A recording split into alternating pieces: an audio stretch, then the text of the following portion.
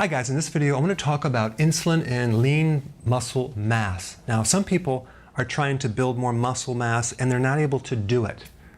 And this is why. And I want to just help you understand what's going on at the cellular level. This is a muscle cell right here. And there's several key pieces of the puzzle that we're going to talk about. Number one, it takes insulin to act as a key to unlock the door of the cells to allow the amino acids to go into the cell and convert amino acids to skeletal muscle protein. So we need insulin to make muscle protein. That is true, okay?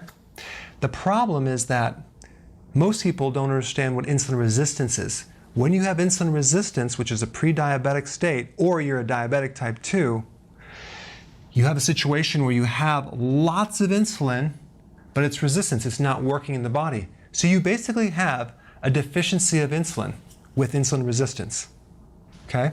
So you don't have any more unlocking of any door, thereby starving off the amino acids from the cell. So this idea that, oh, I need more insulin, so I'm gonna have more carbs to allow more amino acids to go in there, all you're gonna do is you're gonna create a resistance and you're gonna block these amino acids from going in the cell and being converted into muscle tissue. Now, here's the other point you want to know. Your body only needs a very small amount of sugar in the system, small amount of sugar, and a moderate amount of insulin, which basically is 100 milligrams per deciliter of insulin. Now, what does that mean? That's only 1 teaspoon per gallon and a half of blood. That is so small. An average person has 21 teaspoons of sugar every single day.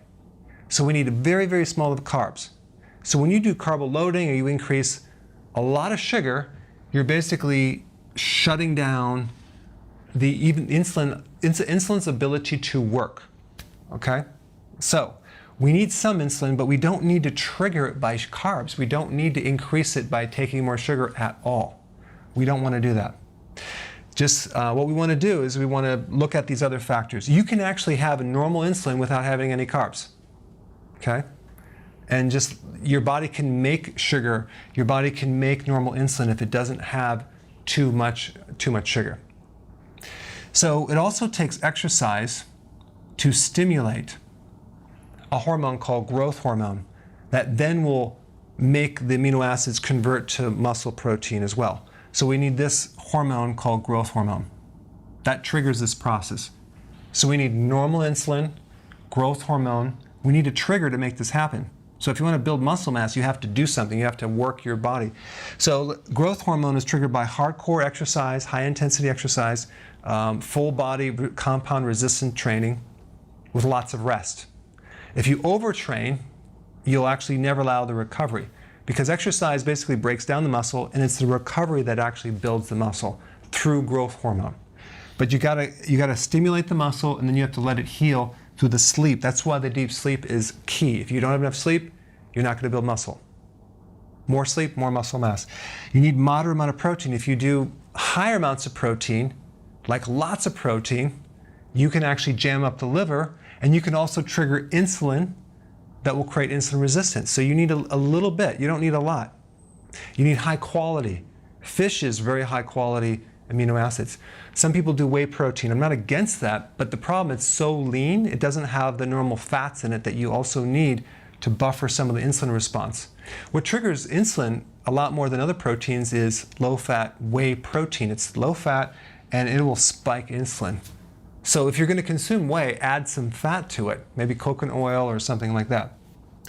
So we also we need sodium and potassium. The pump, the window, the door that this key unlocks is called the sodium-potassium pump.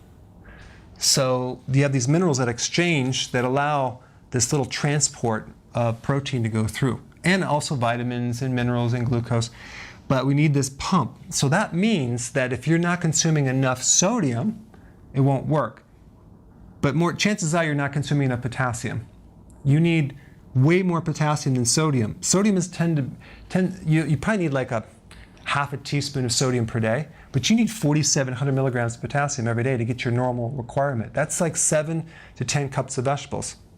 You can take it as a supplement, but the supplements come in like 99 milligrams. You need 4,700, so you can get it in a powder or electrolyte blend, but the point is that you need these two minerals to allow amino acids to go in the cell, because that requires the pump to be activated and work correctly.